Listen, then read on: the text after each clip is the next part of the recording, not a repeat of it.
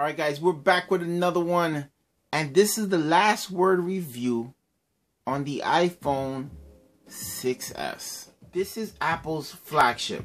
This is the phone that Apple want to sell the most. They got the Plus because they had to do what the fans wanted. Most of the fans, the Apple fanboys, you know, to get over some Android folks, they had to go with a bigger screen. Otherwise, they could have been happy staying with this one phone and sell it to everybody. But you know what? This one phone wouldn't have done it for Apple.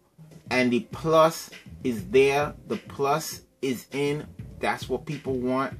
We want bigger phones. But this phone, for the one-handed user, is gorgeous. It's nice to come back to a smaller phone and have that one-handed use, and you definitely get it with the iPhone 6s. Now, the iPhone 6s got this beautiful design. Comes in the white fronts, the black front, the space gray, the gray, the pink color, which is rose gold, and it comes in the gold. And I'm going to tell you, these are all gorgeous design phones. The antenna lines add character. Fits in the hand real well. I love the metal. I love the way it feels. I love the design. I love the buttons. The button placements are real good. They're real tactile buttons. Real professional feeling and looking. I love the toggle to shut everything down. I'm busy right now type of toggle. I like that. The camera hump doesn't bother me at all. You know what I'm going to say? The output from your 3.5mm jack, the output, what you get in your headphones or your portable speaker is awesome. iPhone put out some good sound out of this jack. The speaker, this speaker is surprisingly how good it is. It is a mono speaker at the bottom that put out some beautiful sound. Pretty loud, sounds good, sounds excellent. I mean, it comes to the point, that's why Apple don't have dual speakers, because you know what? They getting good sound out of that one speaker, and you know Apple, they'll run with it. So, the lightning connector, I love it. You never get it wrong, because you can't.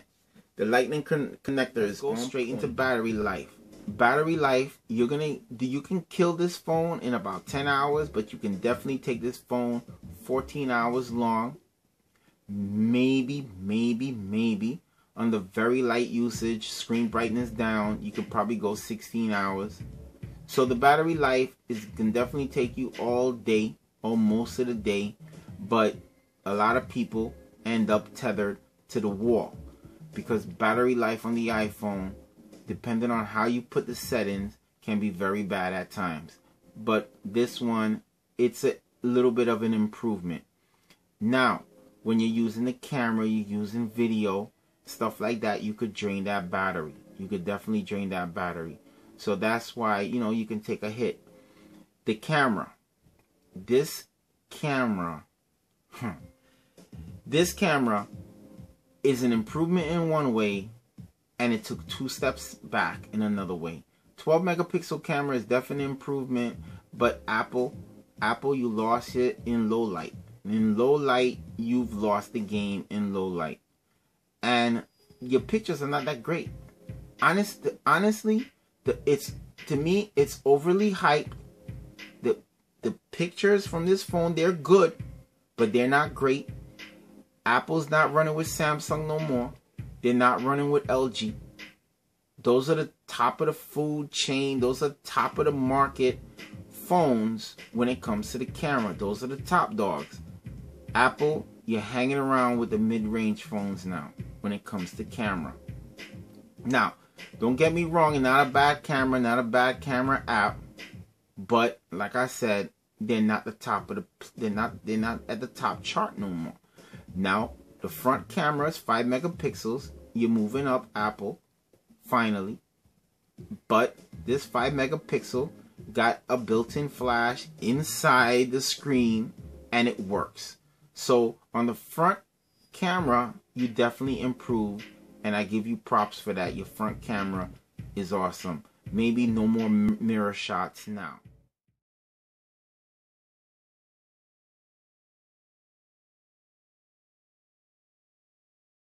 So, Touch ID. Touch ID is on point. Touch ID works. When it comes to the payment solutions, Apple's on point. It definitely works. So Touch ID is on point. But what I must say, this little gimmick right here ain't working. When it comes to the pictures, and you can get that little 1.2 second, that little GIF, that little HTC Zoe, I'm not impressed. I'm not impressed at all. But it's your gimmick for this year, and you know what? It got you some extra sales. But the people that have the phone right now realize it's not these little extra added features is not a big deal. But what is a big deal is the A9 processor. The A9 processor makes this phone super fast, probably the fastest phone out there. But you're not pushing a Quad HD screen, you're not pushing a 1080p screen, so you're not pushing a heavy OS, so that makes the A9 processor even faster. So right there, you're not carrying no weight. There's no weight for the processor to carry. So that's what makes this phone so fast. The RAM and the RAM management is on point. I definitely love that. So there's a lot of things good with this phone. Now, when it comes to Siri, did you accidentally summon me? Yes, Siri is on point. Siri is definitely nice and funny. Siri is on point. When it comes to the apps, look how much apps. Look how much apps is here. And the phone's still running. Because you know what? Apple know how to shut down apps in the background. You know, and I like the way this goes. The way you could just shove things off the screen. That's on point. That's on point. I like that. So there's a lot of things that work very well about the phone. But Apple, you got to improve your screen. You cannot walk past a person with an iPhone that doesn't have a cracked screen.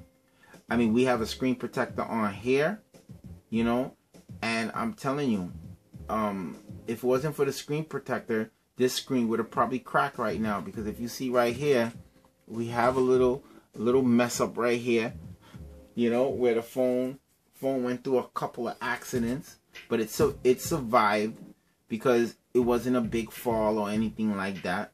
But you're so nervous about the screen with this phone. You got to improve the screen, Apple. You got to come up with a different design or something like that to keep people from breaking their screens. It looks horrible. I know a lot of people get turned off by iPhone because they know the screen is going to break. And it looks bad with the kids out there playing around with their phone, putting the phone to their head with a cracked screen. You should put in some screen replacement program for free, especially with this premium price. $750 for a 64 gigabyte. No one is buying a 16 except kids, you know, except people that don't know better. But other than that, 64 gigs is where everybody's gonna be. And for $750 for a phone that's acting like a mid-range phone now, I don't think you guys are looking out for your customers, man. You know, so let's sum this up. Touch ID is on point. The speaker's on point. The battery life is okay. The lightning connector is on point. The output on the headset jack. The screen is below. The screen is mid-range level, man. You know, 1080p screens are coming on Moto G's, man. 1080p is coming on a mid-range $200 Moto G, and you guys still screwing around with a $750 screen. That don't work. It's not working. You know, your camera, you're going backwards on your camera, even though you think you're going forward because you added a gimmick. It's a gimmick. It don't work. Your camera is gone backwards. You know, your front camera's improved finally because you had to. You had to. If you didn't have to, you wouldn't have done it. You know, the build is beautiful. The build is quality. The build is strong. Ain't nobody bending this phone. But I'm going to tell you this, Apple. You got to step up on that screen. You gotta step up on that screen, and you gotta step up a little bit on the battery life, but the screen gotta get stepped up. This is ridiculous. You people want to watch real HD, not HD, true HD. 1080p and more on this size phone would have been fine. On the iPhone 6s Plus, 1080p is not acceptable. It should be Quad HD. For the price that we're paying for these phones, for your devices, and you're not up there with other flagships, there's something wrong, especially for charging for these prices. I think the price of this phone should have been $550, no more, for the 16 gigabyte, and for the 64 should have been $600 to $650, and so forth. I will give you that. You guys have premium stuff, but this is not a $750 phone with a 1080p screen and a camera that just went a little bit backwards. So with that, guys, that's my review of the iPhone 6s. Very capable phone, very beautiful build, but you're lacking on a lot of areas, Apple. You need to improve. With that, guys, see you guys in the next one.